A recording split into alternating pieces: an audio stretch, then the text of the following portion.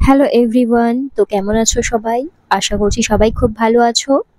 তো তোমরা কিন্তু আমাকে অনেক কেউ কমেন্ট করে জিজ্ঞেস করছিলে যে কলকাতার কোন কোন হসপিটালে ভ্যাকেন্সি খালি আছে বা কোন হসপিটালে অ্যাপ্লাই করলে ফ্রেশার্সের চান্স আছে। তো ওটা নিয়েই কিন্তু আজকে আমি একটা ভিডিও করব। তো ওটা নিয়েই কিন্তু আজকের ভিডিওটা, যেখানে কিন্তু তোমরা দেখতে পাবে যে ফ্রেশার হিসাবেও কিন্তু তোমরা অ্যাপ্লাই করতে পারবে। তো এখানে কিন্তু ভ্যাকেন্সিটা বেরিয়েছে অ্যাপেলো হসপিটাল কলকাতার ব্রাঞ্চে। কিন্তু কলকাতার যে ব্রাঞ্চটা রয়েছে অ্যাপেলোর, সেখান থেকে কিন্তু ভ্যাকেন্সি বেরিয়েছে, যেখানে শুধুমাত্র জিএনএম বিএসসি না, প্লাস ফ্রেশাররাও কিন্তু অ্যাপ্লাই করতে পারবে। প্লাস যারা জিএনএম করেছো, কমসে কম মিনিমাম 3 মান্থের যদি এক্সপিরিয়েন্স থাকে, সেক্ষেত্রেও কিন্তু তোমরা অ্যাপ্লাই করতে পারবে। বুঝেছো? এটা কিন্তু ভ্যাকেন্সিটা বেরিয়েছে অ্যাপেলো হসপিটাল থেকে।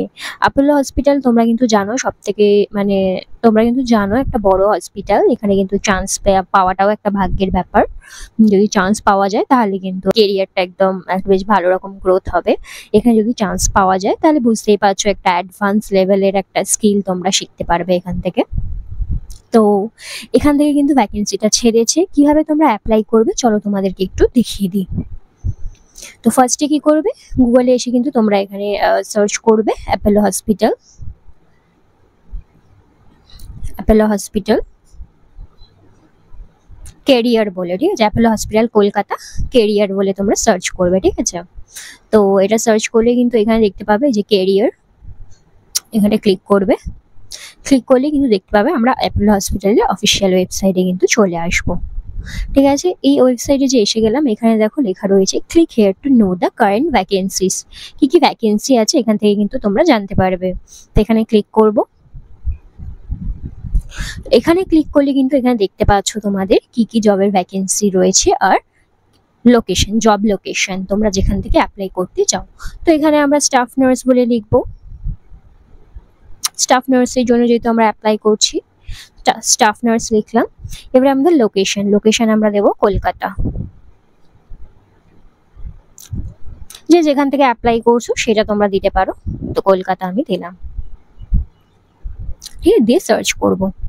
ঠিক আছে, তাহলে তোমরা এখানে দেখতে পেয়ে যাবে যে কলকাতা থেকে কিন্তু কতগুলো ভ্যাকেন্সি রয়েছে। টোটাল কিন্তু 10টা ভ্যাকেন্সি রয়েছে কলকাতা থেকে স্টাফ নার্সের জন্য, ঠিক আছে?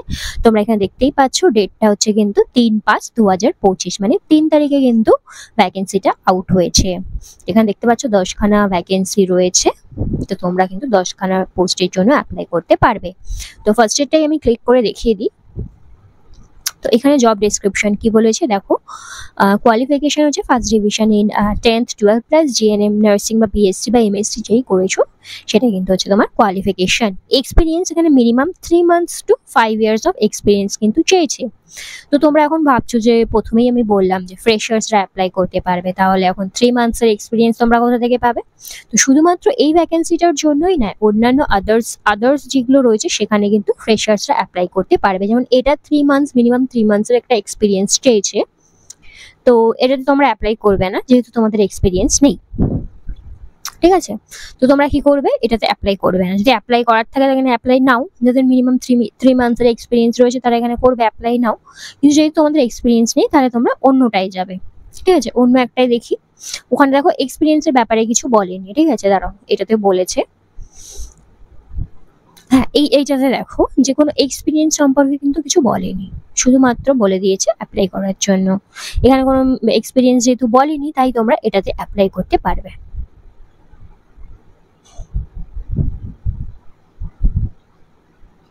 ঠিক আছে, এখানে অ্যাপ্লাই নাও করবে, করে কিন্তু তোমরা অ্যাপ্লাই করে নিতে পারবে, ঠিক আছে? তো কি করে অ্যাপ্লাই করবে চলো দেখিয়ে দিই। তো এখানটা অ্যাপ্লাই নাওতে ক্লিক করবে।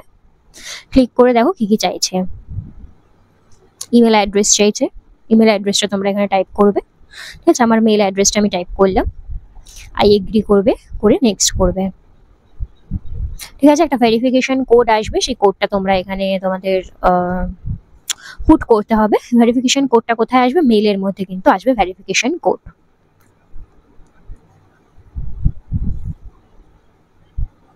তো আমার কোডটা এসে গেছে, আমি কোডটা কিন্তু মেরে দিয়েছি।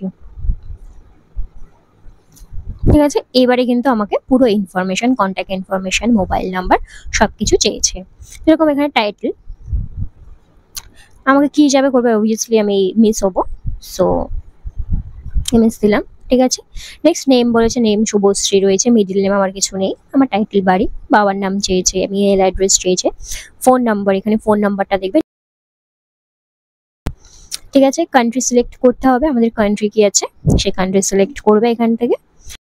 এরপর স্টেট দেবে, কোন স্টেট থেকে তুমি অ্যাপ্লাই করছো, সিটি দেবে, পিনকোড দেবে, অ্যাড্রেস দেবে, আর ডেট অফ বার্থও কিন্তু দিতে হবে, প্লাস আধার নাম্বারও দিতে হবে। এরপর জেন্ডার, তোমরা জেন্ডার সিলেক্ট করে নেবে। এবার কি আছে ইনফরমেশন, এখানে ইনফরমেশনে জেন্ডার সিলেক্ট করবে, ম্যারিটাল স্ট্যাটাস এখন চেক করবে, সিঙ্গেল দিয়ে নেক্সট করবে।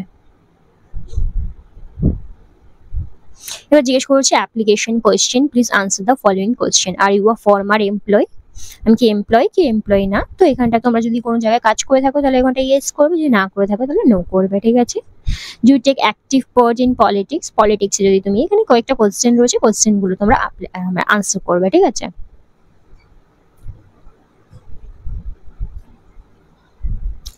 এবার বেশিরভাগই নো হবে আনসার, তোমরা একটু চেক করে নিয়ে আনসার করে নেবে। ঠিক আছে, এবারে হচ্ছে কি তোমাদের এক্সপিরিয়েন্স সম্পর্কে বলেছে, যদি তুমি ফ্রেশার্স হও তাহলে ওখানটা ফ্রেশার্স লিখবে, আর যদি ফ্রেশার্স না হয়ে থাকো তাহলে তোমরা ওখানটা লিখবে নো। ঠিক আছে, ইয়ার্স মিনিমাম কত ইয়ার্সের এক্সপিরিয়েন্স, আর তো ইয়ার্সের ব্যাপারই নেই কোনো, এখানটায় কোনো ইয়ার্স হবে না, 0 হবে, যেহেতু তোমরা ফ্রেশার কিন্তু 0 নেবে, তাহলে 0 মান্থের এক্সপিরিয়েন্স দিয়ে এখানটায় ওকে করে দেবে।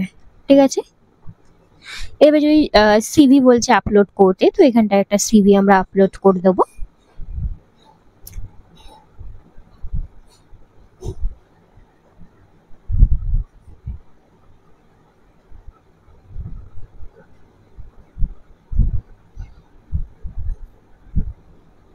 ঠিক আছে, সিভিটা এখানে আপলোড করে দেবে, আমার একটু টাইম লাগছে আপলোড হতে।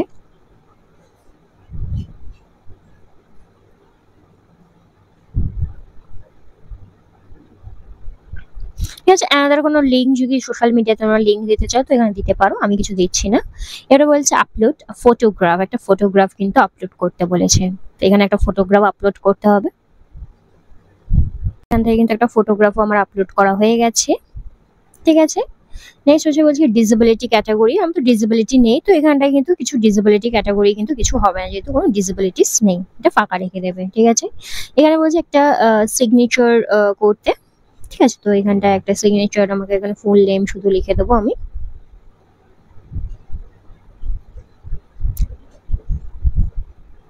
ঠিক আছে, পুরো দিয়ে দেওয়া হয়ে গেল, এবারে কি করবে তোমরা, সাবমিট করে দেবে।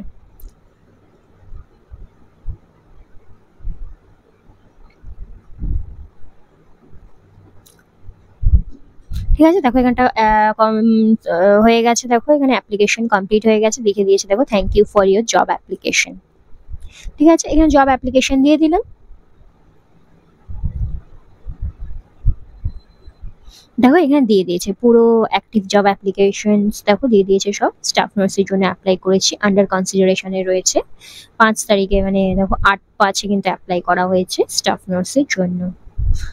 ঠিক আছে, এখন ঠিক আছে, তো এরম ভাবে কিন্তু তোমরা পুরো অ্যাপ্লাইটা করে ফেলবে, করে কিন্তু চেক করবে। ঠিক আছে, এই সাইডে এসে কিন্তু চেক করবে। তো এখানে পার্সোনাল ইনফরমেশন যদি কোনো কিছু ভুল করে থাকো তো এখানে এসে কিন্তু এডিট করতে পারো, পার্সোনাল ইনফরমেশন যদি কোথাও কিছু ভুল করে থাকো তো এখানে ক্লিক করে এসে এখানে কিন্তু তোমরা চেক করে নিতে পারো সবকিছু, যদি কিছু ভুল করে থাকো তাহলে তোমরা এখান থেকে চেক করতে পারবে, চেঞ্জ করতে পারবে। ঠিক আছে, হয়ে গেল।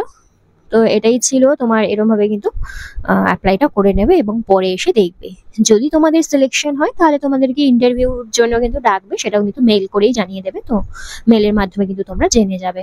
তো এরকম ভাবে তোমরা অ্যাপ্লাইটা করো, যদি বুঝতে কিছু অসুবিধা হয় বা তোমাদের মনে হচ্ছে বুঝতে পারছি না কি করবো, তাহলে কিন্তু তোমরা আমাকে কমেন্ট করতে পারো।